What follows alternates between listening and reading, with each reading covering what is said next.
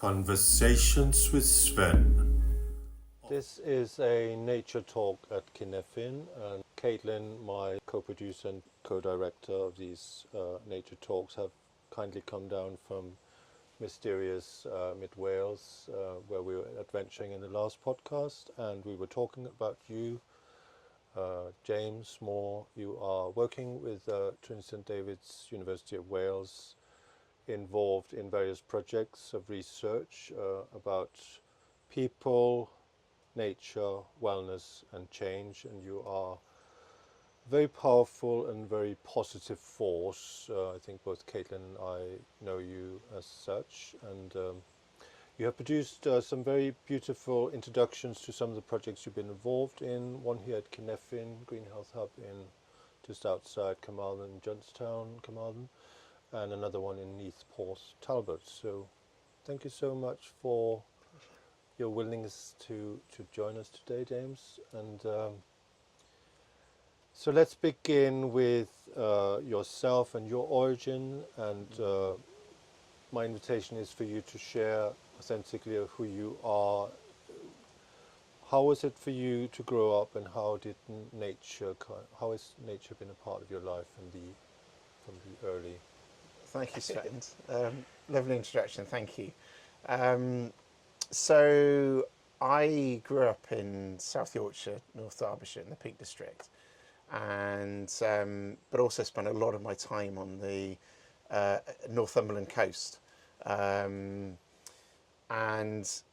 from a very young age, I remember my parents were, it's a very traditional upbringing in many senses, but my parents taking myself and my two older sisters out for walks in the park and for just being out, and our weekends would be walking in sort of local national park in the Peak District. I remember in the park, sort of some of my very first memories were around what's a mummy duck and what's a daddy duck, and sort of being able to recognise the different colours of the ducks. And I still remember that. And I remember sort of growing up with my birthday parties were in the Longshore Estate in Derbyshire. So sort of yomping around these muddy paths in November. And my friends sort of saying, well, when we go out to when they host parties, they would be in some sort of play area or something, and we were always outside in nature. And I guess that was a really powerful upbringing. I guess the other thing is, from a very young age, my parents, particularly my father, was a sailor, and we used to do a lot of dinghy sailing on the coast of Northumberland.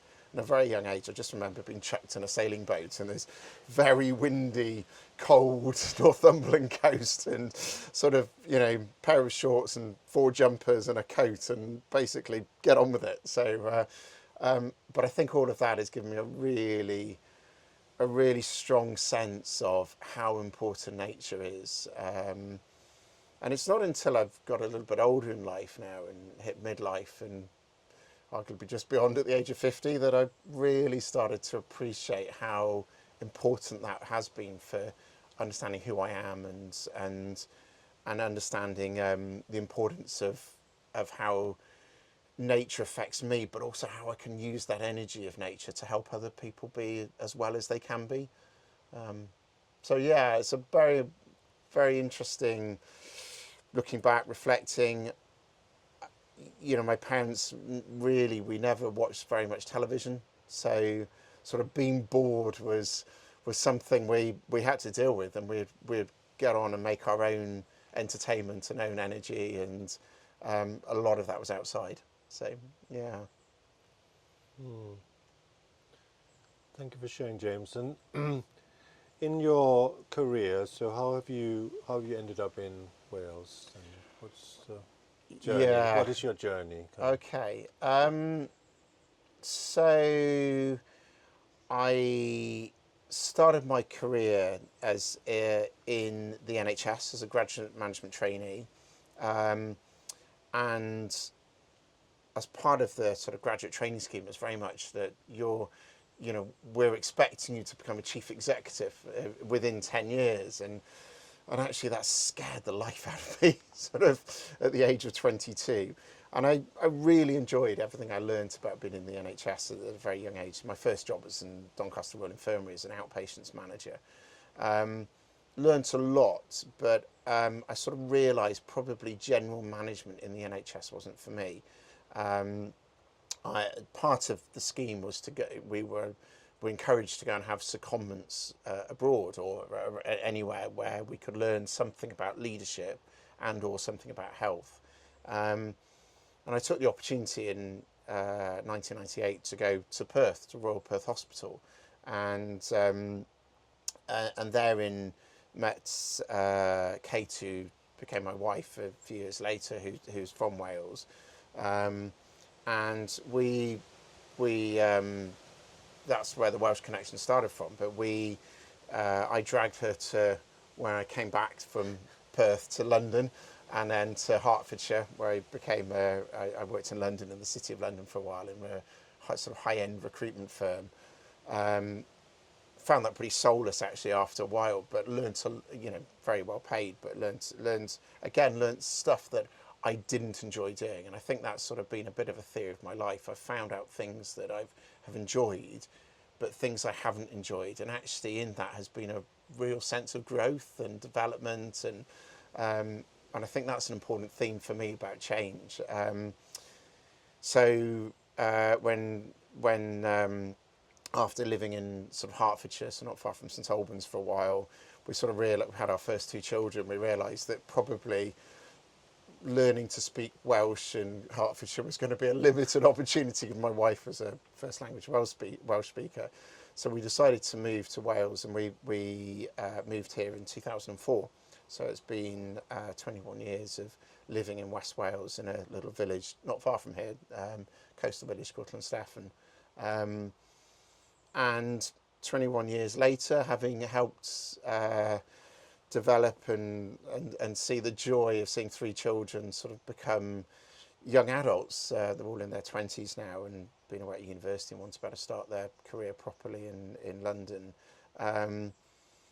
It's been a journey for them and a journey of learning, but a journey for me as well of really being challenged about sort of being in a West Wales environment. And yes, I've worked across Wales, and most of my career has been in organisational development, people culture, particularly in large NHS organisations in Wales, and I guess that's been the bread and butter. But the stuff that really I've been passionate about is being involved in both facilitating and coaching people to, I don't really like using this because it sounds so trite, but just being the best they can be and the most well they can be.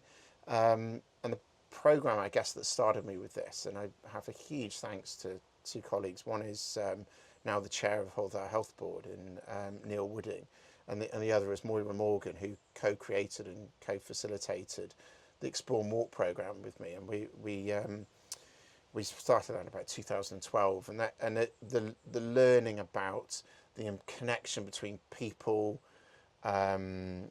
nature, mindfulness, movement, and Moira as a professional musician as well, music, the sense of how the joy, but the challenge and the change that help people with has really lit a chord with me and lit a fire, and that has really driven me ever since then, actually, around the importance of nature, movement, outdoor space, both how we can help nature, but also how we can help each other and help ourselves. And that's how I've ended up in Wales, and how I've ended up in this with this passion, this real sense of energy, and of really a better understanding of who I am and what I can bring to the world. Right. I'd like to invite you to talk a little bit about how you actually then coach people and facilitate the change. And this, can you give examples of how you go about it and what you've been involved in, please? Yeah. And how the research is kind of helping you. Sorry. Yeah. I suppose there's two things. So one is how I coach individuals and how I facilitate groups. And I guess what I've learned is that the importance of trust. So trusting myself has been a really important part of that, but then trusting other people and not relying on process too much and not relying on control and control mechanisms. Because I think what I've learned is that for people to change and for myself to change, there has to be some ambiguity. Right. And I think that's what nature brings. Is we can't really control nature. No, We can't. We've started today, and it's been raining, and now the sun's out, and there's the wind's blowing, and that's nature. We can't control it. you just have to adapt, isn't it? Adapt to it, Yeah. So I think that's a really important part of who I am, and that sense of trust. But I think it starts with trusting yourself and knowing you're enough about yourself. Right. That you can trust that what you are bringing and how you're going to help people will have good impact. And if it doesn't, there's something to be learnt out of that. I guess in terms of the more formalised work part of it, I mentioned about Explore and Walk, and I think that's given a sense of actually a sense of this works. This works, this sense of helping people to be connected with nature and helping to move in nature. So I suppose there's two main projects I'd refer to. So one is, for the last 2 years, we've been, as a university, we won a tender to the Working with Nature project for Neath Talbot Council. And the focus has very much been about helping local communities to understand their nature. And the measures of success have been how much they are in nature, how much they understand nature, and how much they love their local nature. And particularly that last one can always feel a little bit nebulous in any evaluation. But right, that when you love something more and when you felt it more, because we can get into the heart space, but also the gut space, and that's where we know so many of our neuroreceptors are. And sort of being in here is so powerful. And so the project has been to deliver a number of nature walks. So we plan to do over 80 nature walks. We delivered, because of weather, and we delivered 74 in total. And to really encourage local people to understand more about their local nature. So there are a mixture of woodland walks and water-based walks and walks in specific sites, but also things like bat walks or evening walks. And so there was lots using. So I've worked with a co-facilitator with an ecologist, Eleanor, who brought so much passion and knowledge and information, and just trying to build these little communities. Every walk was its own little community, and then also this collection of communities as well as with the walks. The other thing we did, which I think was not necessarily unique, but possibly has a sense of something that most of the time, these sort of projects don't necessarily focus on, was to develop a community of people who would go and then do stuff themselves. So go and maybe facilitate a walk themselves, or go and encourage their family or a group or others to be in nature, to understand it more and to love it more. So we would give them, we've trained 4 groups of four cohorts of people with what we call a community nature leadership program, to feel more confident, more able to use the skills and energy they have to go and help other people. So some of that was about giving some knowledge and skills, but a lot of it was just about increasing their confidence, say, you've got this, and encourage them to. It's a really powerful project, the Neath Talbot project, and the evaluation has proved to be really powerful. The other project then, which I'm involved in now, and is rolling forward, is the Cynefin Green Health project, which where we are here, and really helping people, again, local people, to make the most of what is a beautiful site. and it's its own little oasis. And delighted to be facilitating nature walks, but we've got a number of other people who we work with, a number of partners we work with, who, so Coitlale, for example, who because this is the second iteration of this, who are delivering a number of sessions, and we have the health board delivering some sessions of really about recovery in nature. So been really delighted to be part of this, and so excited to sort of help people over the next few months as well, and hopefully this just becomes part of how we do stuff, and producing the evidence base that says this stuff is important for wellness, so rather than constantly put people full of drugs and interventions in often acute care settings, saying actually this is our tonic, this is how we help ourselves stopping going off the edge, and how we can help each other be as well as possible, as much as possible. So yeah, those are two main projects been involved in. Yeah. Beautiful. Do you remember on the top of the head some of the activities that are coming up here? Or Yes, yeah, We'll put it in the notes. Anyway, yeah. So we've got a number of nature walks actually in 2 days' time. We're doing some, called it a foam party, which maybe gives it the wrong impression, Right, but we're going to be cleaning the sides and the roof of the yurt. Right, So we'll be able to get that up and running again in the next 2 or 3 weeks, hopefully. But we've got a number of nature walks coming in through August and into September and October. A number of activities that some of our local partner organisations are delivering as well. So we have MenCap delivering one, Coitlale delivering a number of 6-week programmes, some of which require our input, some of which they're doing on their own. And very excitingly, we've got a balsam awareness session coming up in a couple of weeks' time. So on the 19th of August, so if anyone would like to come and join us here, please do, where we'll understand more about balsam and how to use it and how to maybe manage it a little bit better. That's with Maya Sparrow, It right? is, yes.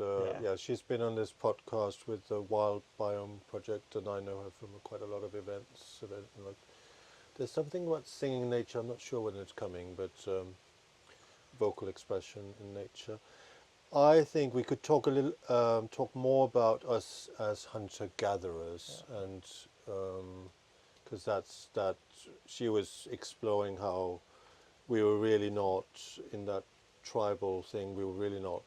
We are collective beings, and we're working like to actually go out and forage and hunt, etc. It takes a lot of work, and so that's where they're kind of working together. But so as hunter-gatherers and with the research what is our most optimal state, James? Yeah, it's really interesting. So I think the more we understand where we've come from, so my first degree was a history degree, so I think the more you understand where we've come from, the more we can get a sense of actually understanding what makes us well and what makes our best selves. And I think what the anthropologists seem to be helping us understand is that we've evolved from being in nature. This is our natural habitat. Being indoors is not a natural state, and being still indoors is not our natural state. So sitting still is really unhealthy for us because it's not how we've evolved, particularly if we're sitting still indoors. And once we start to understand that, and we understand that our natural circadian rhythms are around when we wake up, we should move, and when we should drink lots of water, and we should be outside, and then we will find some food, and when we find that food, we eat a bit, which is then sort of links to some of the stuff we're starting to understand much more about diet and what we eat and how we eat and so on. And then we start to understand that actually, as hunter-gatherers, we used to move on average about 20 kilometres a day.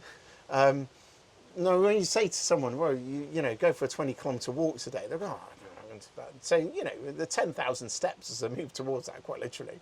But understanding that's how we've evolved, that's our natural state. And it wasn't through nicely manicured paths on, this was through dense undergrowth. When we start to examine some of the brain development, when we were moving that much, our brains were developed at their fastest. And actually some of the most recent research is saying our brains are starting to go the other way. I suspect partially around movement, but also partially around addiction to screens and smartphone technology and so on. We're starting to understand our attention span is falling. It's the first time in human history our attention span appears to be falling, which is both worrying but fascinating, but also an opportunity, because we go, oh, now we can see something's not working. There's some energy we can apply to doing something even better. I guess the other part of anthropology is the sense that if we should be moving, we should be outdoors, but we also came from tribes, and our tribes were roughly, and this is where some of the psychology, relational work comes in, is our tribes, we can seem to point to the fact we can hold closely about 20 relationships in our life at any one point. And we need relationships, because we are from two main primates. One is a gorilla, which competes and wants to be top dog, and whether we're the top dog and we're trying to put others down, or whether we're a lower in this pecking order and we're trying to get up by putting someone else above us down, or if we understand that, that's really powerful. But our other main primate is a chimpanzee, and it's not quite as simple as this. But the chimpanzee is fundamentally a social being, and they work together to make stuff happen. And they understand that working together, now gorillas work together as well, but they do it in a competitive way. So if we understand that, then sort of saying actually competing with each other over resource and over attention actually is a really unhealthy thing to do. But if we compete healthily with ourselves and say, how can I be the best I can be today? What's going to make me, and if we're not in a great place, what can make me get through today? And how can I congratulate myself for achieving just getting out of bed today? There's the competing gorilla comes through. The chimpanzee and the sense of relational, and because people are this weird mix of individual and needing, we want to be individuals, but we also need to be in groups, and we want to be in groups. So there's always this tension between an individual and a group, and we're all in individuals, and we're all in groups, and in multiple of groups. So the more we can understand that, okay, if I compete with myself, but in a healthy way, and if I can work with other people, coming back to the tribes, because if we were only a hunter-gatherer for ourselves, we might pick a few berries for today. But if some of us picked berries, and some of us gathered, managed to hunt animals, and some of us managed to put some sort of camp together for the evening, you've now got a team. And so the anthropologist is suggesting that we can hold these 20 relationships. Well, that was our extended family, which is why when we started to live in small tribes and started to settle and become farmers, we had these generally 5, 6, 7 huts in our tribe. So we had 20 people, roughly in our own extended family in each hut, and then we'd have up to about 140 people in our mini tribe, in our little tribe. Well, if we can understand that, we can start to apply that to our lives. And actually, interestingly, Volvo as an organisation, they try not to work in anything more than 140 people. Right. So they understand this, So, because you stop being us and you start being them, when you start to unpick that and go, well, how do I make my groups of a maximum of about 20? Really effective teams seem to work on about 6, 7, 8 people, because there's enough diversity without it being lost in, everyone's voice can still be heard when it's 6, 7, 8 people. When above that, it starts to be more crowd control, which again is quite interesting when we think about teams and how we have meetings and how we discuss things, how we learn things, etc. But yeah, I think this is where just understanding where we come from and understanding some of the psychology and understanding some of the how relationships work, that can really help us go, okay, well, how do we work best together? And how do we create these teams and these tribes and these close relationships and these, and yet still all feel connected? And how do we control that gorilla that it's working for its benefit for us, and we're using that element of inevitable competition, but we use it for good impact. So, yeah, all of that, I think. Yeah. And you being like an agitator for change, how do you use the competitiveness in your own life? Because I know you are, and movement. What's your passions? So I spent a number of years, or actually mainly not far from here, sort of coaching young people and children in junior sports. And I worked out after a while, I was doing about 7 or 8 sessions a week of different sports and different environments, and I'm absolutely exhausted from it. And I needed something for me. And one of my friends, a very good friend who lives not far from here, sort of said to me, well, have you tried triathlons? And I thought, well, that's really interesting. I really couldn't swim more than a length in a pool. I didn't have a bike and hadn't done any running since I was in primary school. So the competitor in me said, yes, you could try this. What's because you can only get better at it. So I started doing triathlons in about, I think it was 2017, and I sort of thought, oh, I could be all right at this. I managed to complete my first race, and my second race I sort of did pretty well, and then it was just this journey of getting better and better and better, and understanding what it is, what choices I need to make in my life. So things like drinking alcohol, I've learned that actually if I drink alcohol, I really struggle to train the next day, and if you're not training regularly, you can't compete at a good level. If you eat rubbish food, your body really doesn't tolerate it very well. So how I've used my competitiveness is fundamentally, I've gone, well, I can get better and better, and I suddenly realised, well, I think I could be good enough to be represent my country.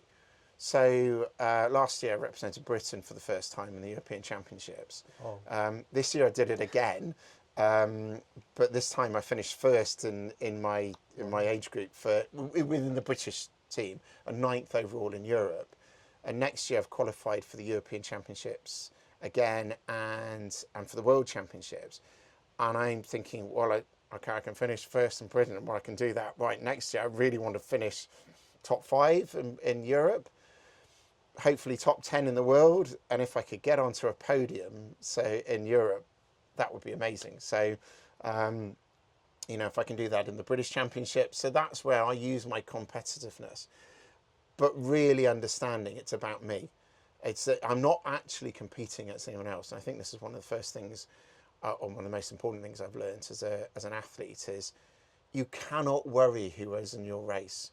You cannot worry about whether the sea is very bumpy, or the winds are very strong on the bike, or whatever it might be. If it's raining, you can't control that. What you can control is yourself. So I know if Alex Yee, who's the British Olympic champion, turns up in a race, the best I'm going to be is second. He's better than me, So I understand that, and actually being able to go, okay, well, how can I be my best self for this race?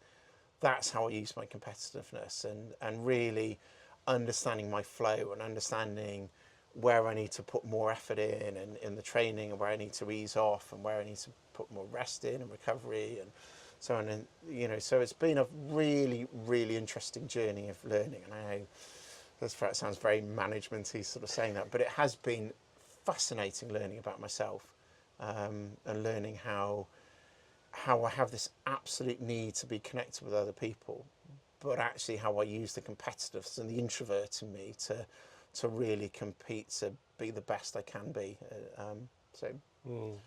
Thank you for sharing, and well done, James. I mean, it's very impressive. And just tell me, because I believe there is no such thing as a stupid question, right? So exactly what do you do in triathlon? What exactly, explain, and also how do you train and prepare?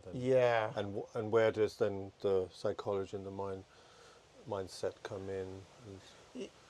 Yeah, so triathlon is three sports, and it can be any combination of these, but technically triathlon is swimming, then biking, then running, and that's the most basic part of it. Actually, probably the most important part to understand is recovery, and rest, and particularly sleep, but then nutrition, strength and conditioning, flexibility. So all of these are built around the sport. Unfortunately, I learned last year that I've got no cartilages left in my knees, so I'm not able to do any more competitive running. So I'm now technically doing what's called an aqua bike, so a swim, and then a bike, and that's where actually it suits me because biking is my strong point. I love being on a bike, but in terms of the mindset and it, I think it's understanding what your goal is. And any goal, whatever you're trying to do in life is understanding what it is you're trying to achieve. And I think part of that is understanding who you are and why you're doing it. So if you understand who you are, why you're doing what you're doing, set yourself a goal, then actually the planning comes from that. And yes, there are days where, so I know every day I need one rest day a week, and every day I need to train. And every day I know I can't do 2 hard days of training on the trot, so I need to do a hard day and then more of an easier day, so what we call an anaerobic day, where your heart rate's sort of going to popping out of your head, and days where you're just going long and low and strong. There are days where if I've not slept very well, for example, or if I know I need to either adjust or just you're going to have to suck this up and go into it. And at the end of it, when you've achieved whatever it needs to go, well done you. And a really important thing, well done you. You achieved something you didn't think you were going to achieve today, and you have set you've overcome something that your body was saying or your brain was saying you're not going to be able to do this, and you've done it. Well done. And the days where you physically can't do that, it's going, okay, well done you for realising, for noticing that you weren't able to do that today, but you adjusted. And you did this instead, so well done you. And I think that's my learning about life is accepting where you are, pushing as far as you can, but accepting where you are. And it's this really interesting tension. I think I get a sense all of us have in our lives about accepting and pushing, and my personality, I think, is very much about doing that for me, but then wanting to help other people as well. Right. Really accepting, yes, there are things we have to accept about ourselves, but also going, but could you do that even better? And that's where the coaching and facilitating comes in, but doing it in a kind, gentle way, definitely for other people. Try to do it for myself as well, but not always succeeding, but in a kind, gentle way for other people. Right. Yeah, well, that drive and that motivation is empowering, isn't it? When you can... Yeah. Absolutely. It's it helps you feel alive. It helps me feel alive. Yeah. Well, I think it would be interesting to talk a little bit about research about... I think we all kind of intuitively know it, like we do need to move, and I know when I move, I feel better, right? Yeah. Sometimes, unfortunately, I find it hard to motivate myself, and I kind of, they say sitting is the new smoking and these kind of things. But let's talk a little bit about research and science, how it shows that, like, I mean, you'll be able to feel it physically, that you feel better and your brain. Tell us a little bit about how science and practice kind of backs the, in one sense here we're backing common sense with science and research. Yeah. That's kind of our department. Yeah. And we've got to unlearn a whole load of stuff. Right. And actually, if you look at the sociology, why have we taught people to shut up and sit still? You think when they start at school, shut up, sit still. You're in a classroom. Someone's speaking at you. Many teachers will say that's not what they do, and I get that. But that's from an early age. You go to many workplaces that shut up and sit still, sit behind your desk, or sit in a factory or stand in a factory, whatever it might be. And actually, that's a really ineffective place to be. So one of the things we know about movement is if we are still, our anxiety levels can build. So particularly if we're still and anxious, our body produces toxins. And actually the best, if we stay still and we're feeling anxious, the toxins just become more and more and more. And actually then when you look at some of the medical research around what causes most chronic illnesses and cancers and so on, is toxins affecting our cells and it can start to lead to cancers and a number of fatal illnesses. So actually, if we can reduce those toxins, that cell inflammation, then that's a really important place to start. One of the most effective ways of reducing toxins and cell inflammation is moving. So as soon as we start moving, the toxins move around our body and then can start to dissipate. We breathe them out. So this is some of the research into mindfulness. If we can breathe out those toxins, so literally a deep exhale of breath can let those toxins out. If we move while we're doing that, there's a really powerful way. You know, there's a lot of talk about us having a mental health epidemic. Yeah. The most important thing we can do is move, and move in nature, because we're paying attention to nature and we're absorbing nature, and nature is good for us. You know, the research is saying we should have at least 20 minutes of nature a day. That's not a lot. You know, we used to have 24 hours of nature every day. Okay, not always comfortable if you're out in the open and it started raining at night, but you know, that's our natural space.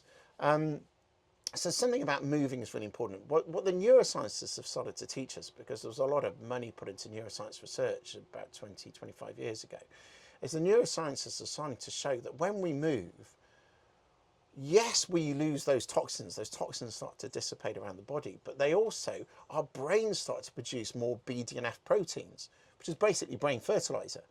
So not only do we feel better because those toxins are moving, we start to produce more endorphins, but also our brains get this huge surge of, again, type of energy we're developing. But if we're doing some harder exercise, our brains get this surge of BDNF proteins, and they're much more alert, ready for learning, ready for energy, ready for conversations, ready for relationship. We think better.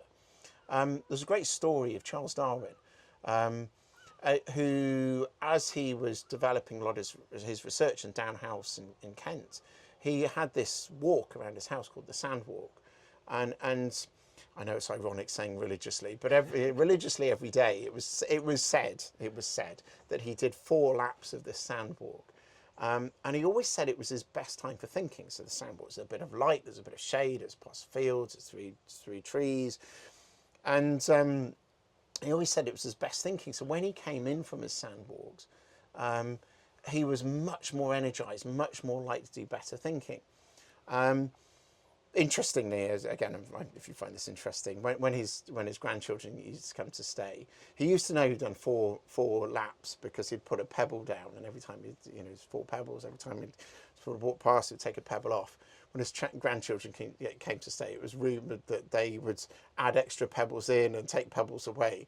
So he was thinking, I'm sure I've done 3 laps. Have I done 4? Have I done 5? So you get this vision of Charles Darwin walking around in a very confused state, wondering how many times he'd lapped at the sandwalk. But anyway, there's kids for you, and there's the playfulness that we should all possibly bring to our lives. But anyway. I think there are similar stories about Albert Einstein, that he would be going one way and then you'd meet somebody and stop and then he would say, did I come from that way or that way? And they would say, you came from that way. And so he meant, oh, I had already had lunch. Because he was like, he had no idea, kind of.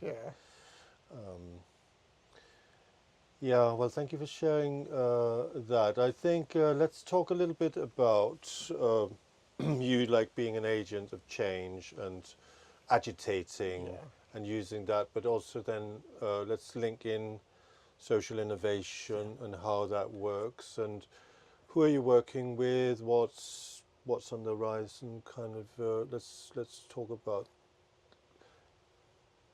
do we have a necessity for change, isn't it? We can't, it's unlikely that we are going to collectively be very successful if we don't adapt a few things here and there, right? So Yeah. I don't know exactly. Well, I think one of the things they talk about, anthropologists describe as human beings, we're the most successful animal on the planet. I have to say, not always for good impact if we look at climate change and some of the stuff we've done to our environments. But, we because we're constantly evolving, we're constantly learning. I always find it interesting when someone says, I'm the same person I always was. I'm going, well, actually, technically, that's not true, because there's very, very few cells in your body that are older than 6 years old. Many, many are much younger than that.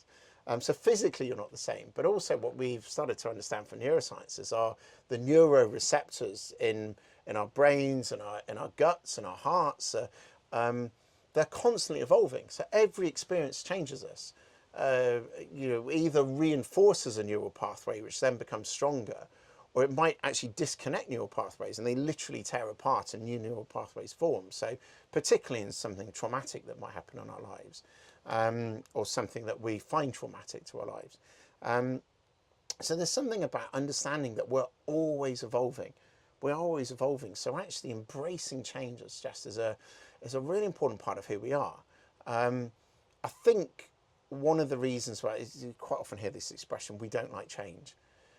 I don't think that's true, actually. I think we do like change. I think what we don't like is change that's forced upon us, where we don't feel we've got any sense of agency whatsoever. This sense of that we have some control of our change, it becomes really important. Now, my sense is most of us in our lives will have stuff that happens to us that we can't do anything about. Yeah. It's then about how we reframe that and say, well, what can I do something about?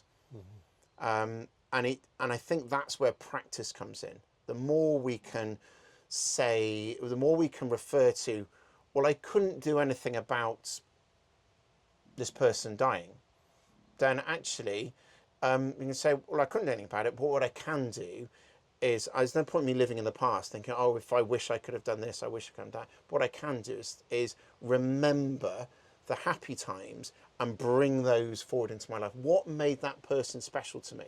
What made this, what learning, what did they teach me about life, and how can I apply that to my life going forward?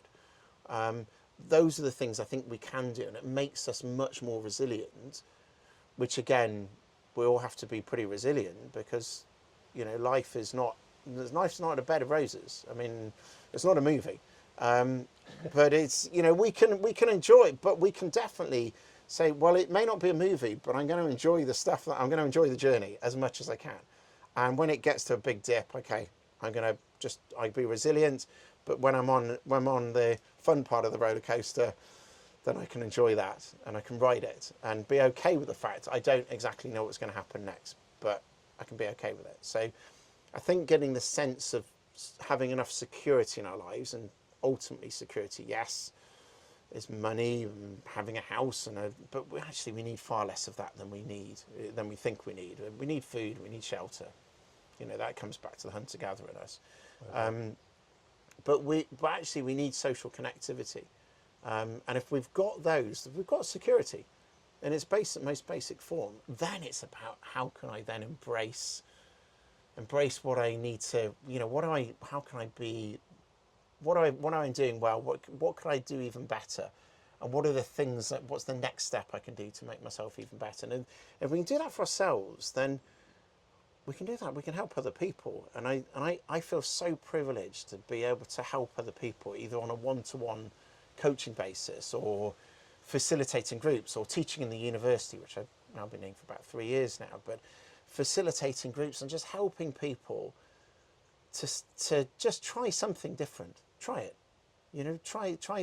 give a little bit of skill, a little bit of ability, but much more importantly, the confidence to go and try and do something differently. And I think that's I love doing that, and that's where the work I've started to do more of is the Centre for Social Innovation, which is a partnership between the university and Hull Health Board. And it's about trying stuff. So trying, yes, there will always be something that has been tried before. It would be extraordinary in 60, 70, 80,000 years of human history, of things hadn't been tried before. But, what we, so it's about learning from what has worked and trying it maybe in the context that you're in. And if it doesn't work, failing quick, failing fast, learning fast, most importantly, learning fast. It's not about the failure, it's about the learning. And then adapting that. So if something's not working, look, this isn't working, let's do this. And if something is working, let's understand why is it working and amplify where we can, share the learning, try and help, but because it works here doesn't mean it will work somewhere else, but there will be stuff that we can take from it. And that's where, in how we provide services and the collaborations we form with partner organisations, so particularly third sector organisations, some of the learning about movement outdoors. That's one of our projects, one of our work streams. It's about how can we really help people to be outdoors more? How can we help what has been called social prescribing? How can we help GPs and statutory organisations to help people to move more outdoors more in a way that feels as though it's going to work for them, and it's evidence-based enough that they don't feel they're just flippantly throwing money at something, but actually also how do we engage people that it feels part of who they are and it becomes natural. And I think that's what I'm excited about is yes, the hard evidence, but the storytelling part is saying, well, let's just go have a little amble out here and maybe get a bird ID app out and go, oh, can you hear that bird? I wonder what that bird sound is. Oh, look, let's find out a bit more about the bird.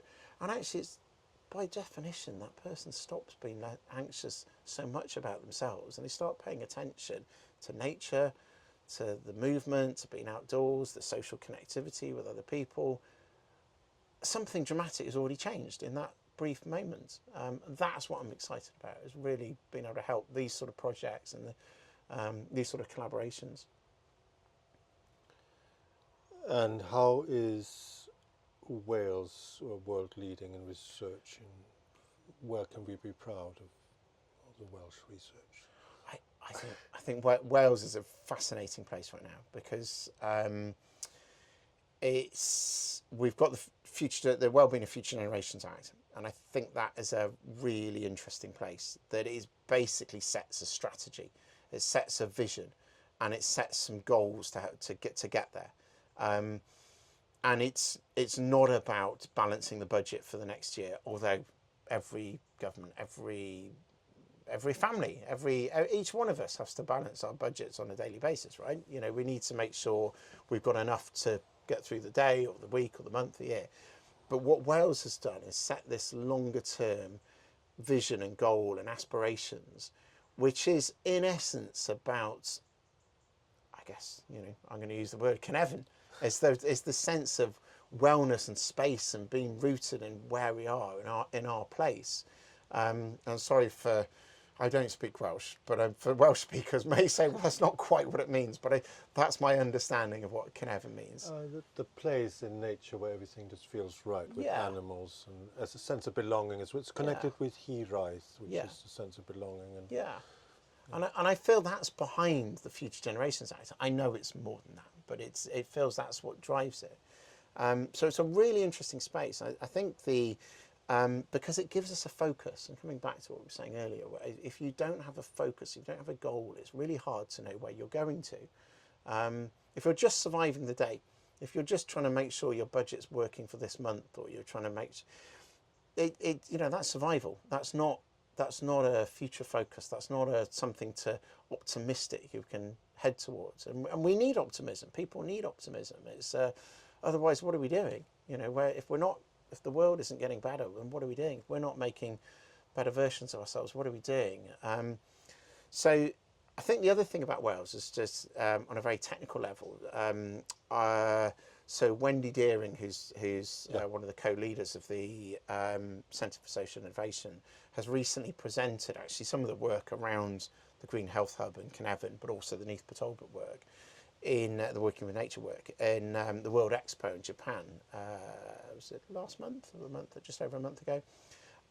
Lots and lots of fascinating, interesting conversations.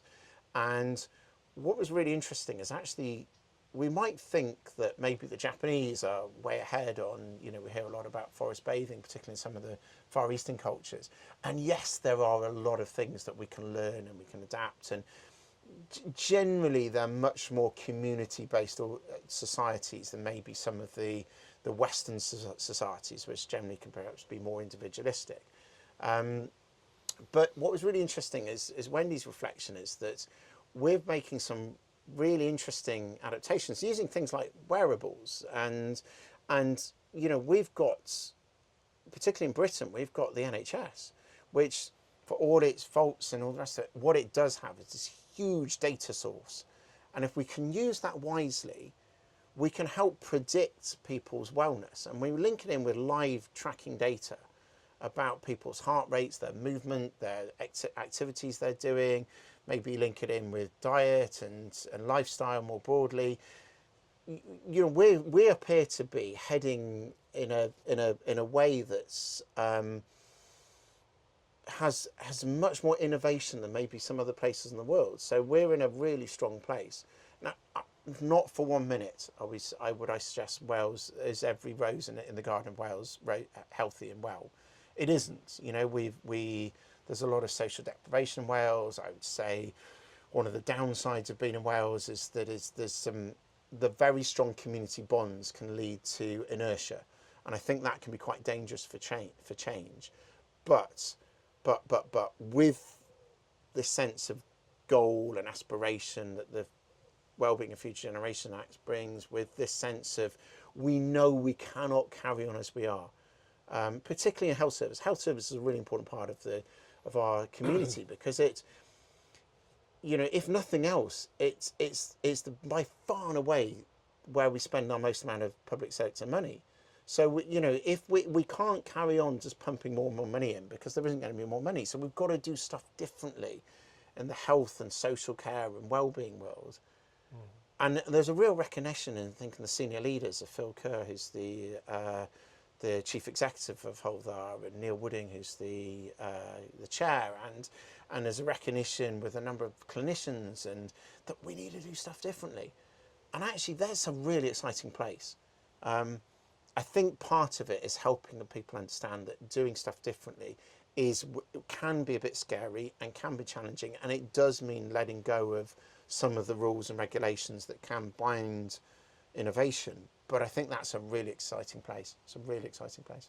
Well, thank you for being part of agitating and maybe inspiring some of these systems that can be very resistant to change, to embrace change. Because I mean, this is one thing that I would love to do and be a part of in this, because Caitlin and I, we've been framing our projects around the well-being of future generations, and it has this idea of the long-term basis. And in these areas, it's obvious is we need at least a 5-year contingency plan, isn't it? Yeah. It's like when you talk about sustainability, and then you got you don't know where the next. It's very exhausting, and it's very exhaustive for for systems, and then you focus on the wrong thing. Yeah, because you're constantly in scarcity. Yes, absolutely. You're trying to prove something with short-term goals and objectives and evaluations. Yeah, and it's really hard to do that. Yeah.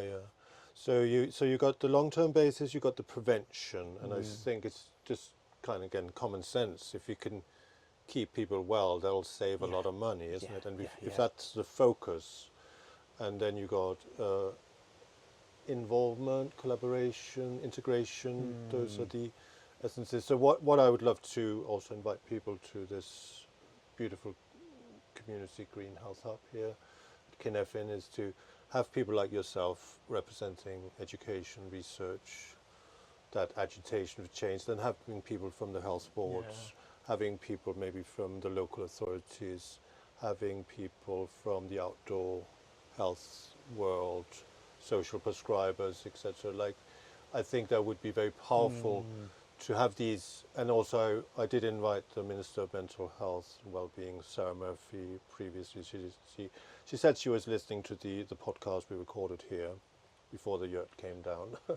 But and I also think the Minister of Wellbeing, what's his name, the Commissioner of the Wellbeing of Future Generations Yes. Act. I think his name is Yes. Derek Walker. Yes.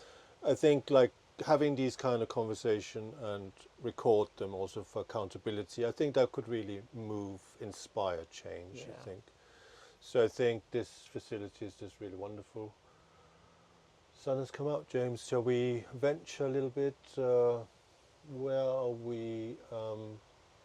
Yeah, thank you for introducing some of the people from the the Centre of Social Innovation, and thank you for the work that you've done with Caitlin as well. I think telling the stories is really lovely to see, and my own stories there as well, other people's.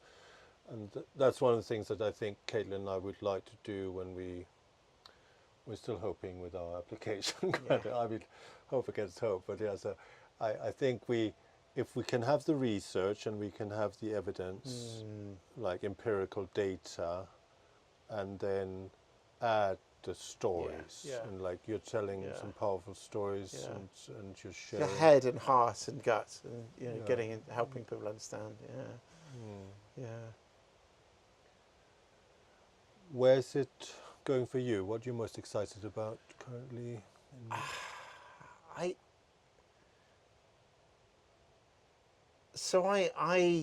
genuinely think this is a really exciting place to be in West Wales. I think I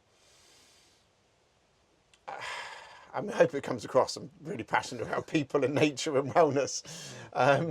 Because I've often been described as Tigger and sort of just been this ball of energy, and it feels absolutely right for me to be this ball of energy around people, nature, and wellness, and trying to help do stuff better and learn and do stuff better.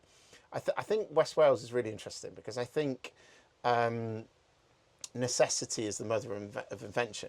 I know we can use a lot of these expressions, sort of dangerously, but I think genuinely, we can't carry on with doing stuff the way we've done. We can't. It's the predictions that even if in 2 or 3 years' time we try to carry on providing services in the way we are, the whole of the public sector would be broke here.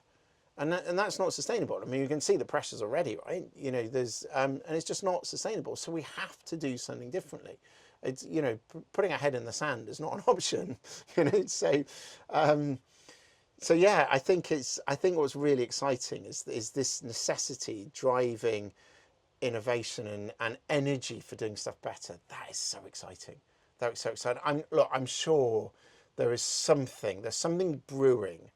I feel it. Something brewing across our society more broadly about actually how we do stuff is not working. You can see some of it in the politics. There's brewing, there's left and right, and now it's not necessarily bubbling up in the way I'd like it to right now, but it feels this energy for change. Now, if we can help people see this energy can be something positive and optimistic rather than fearful, which is where I despair at some of the stuff about going back, the take back control or, make America great again and some of this stuff. It's like, that was the past, but actually let's create a much more positive vision of the future. So it's not about the politics of, Right. of the actual, the left, right, middle, whatever. It's about actually let's create a shared sense of real positivity and, let's be really optimistic about how we can live much better, both collectively and individually. And the two are symbiotic. So I think, I don't think one is, we could all say we can live collectively and much better and sit around singing Kumbaya. That's not, because we're individuals as well, but we can't all live individually and be much better, because then we'll be ignoring other people and and you'll have much even worse equality and so there's something about how we see these two things coming together and painting this really positive picture and helping see themselves in it. And that's where on every level I can see the work I'm doing, both as a one-to-one practitioner, a group facilitator, a sort of a strategist in some shape or form, an experimenter, an agitator. I can see that we can make a difference. and that really excites me. It really excites me, and that's what gets me up out of bed each morning. Yeah. There was a great thinker, 20th century thinker, Buckminster Fuller. He said the best way to predict the future is to design it. Yes. Yes. So this is obviously in the realm of prediction then, which is kind of like, now it's like people might be looking, but how do you envision the future? What and where would your focus be for a positive collective transition into the next in the next part of the evolutionary journey? Well, so I don't think anything is ever perfect.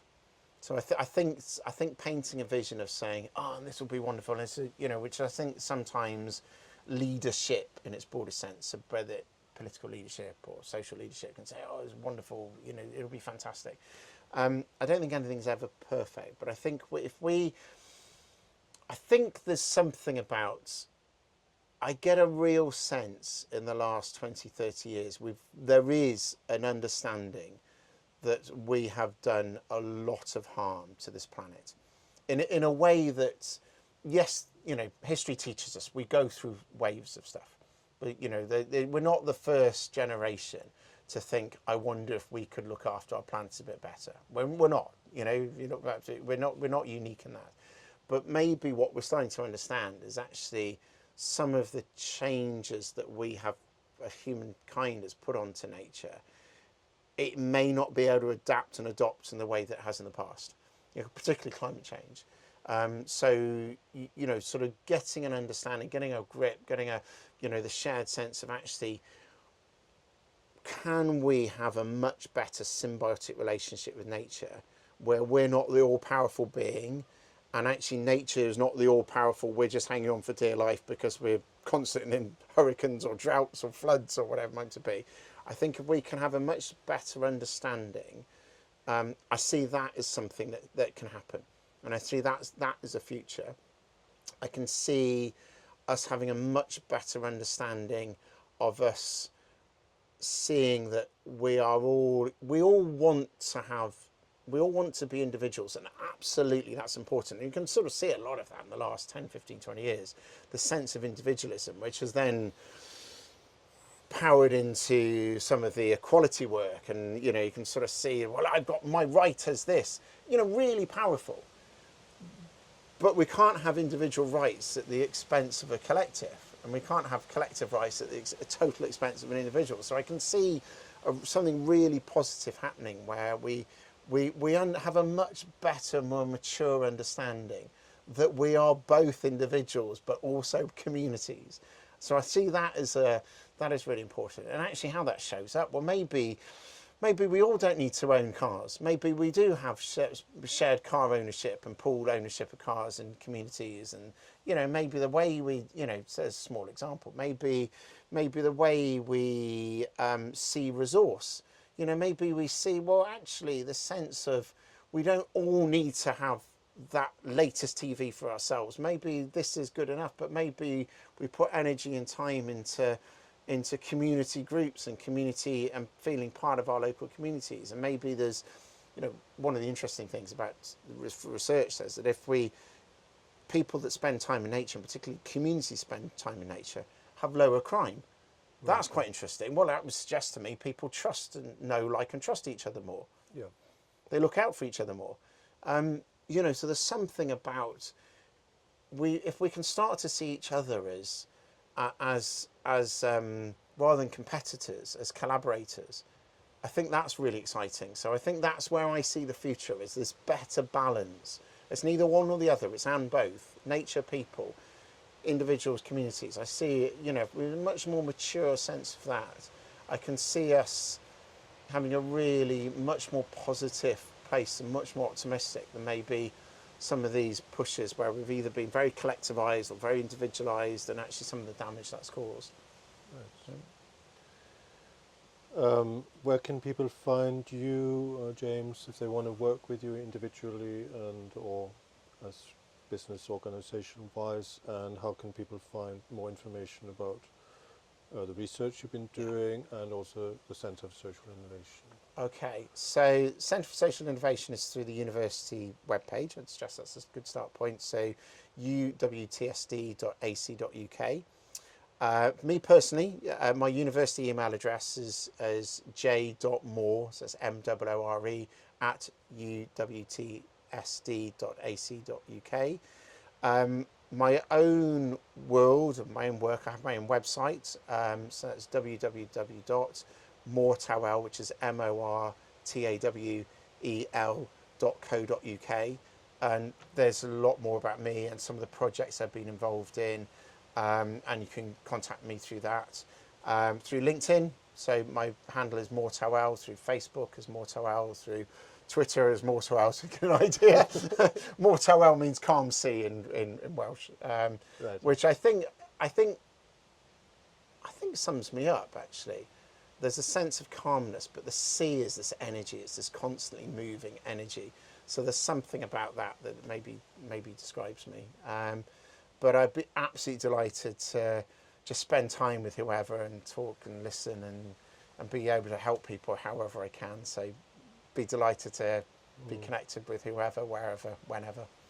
Yeah, well, thank you very much for sharing your life force energy and your enthusiasm with us. And yeah, let's just recap with Cynefin, your involvement here, and how you'd like to invite people to participate, and a few of the things that are coming up that you're excited about.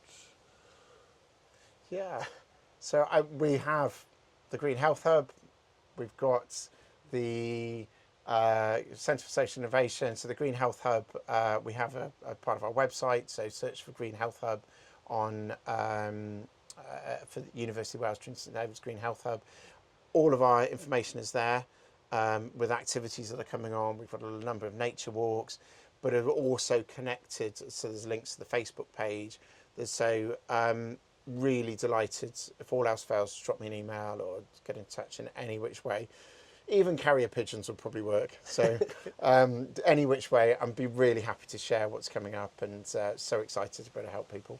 We'll send you a bird of Please prey. do. As long as they're a friendly one. That's wonderful. Shall we wander around a little bit? Be lovely. It's been really good. So yeah, thank you very much. We've braved the weather, so let's have a look at the Green Health Hub, shall we? Perfect. Thank you. Oh, it's been an absolute pleasure, James.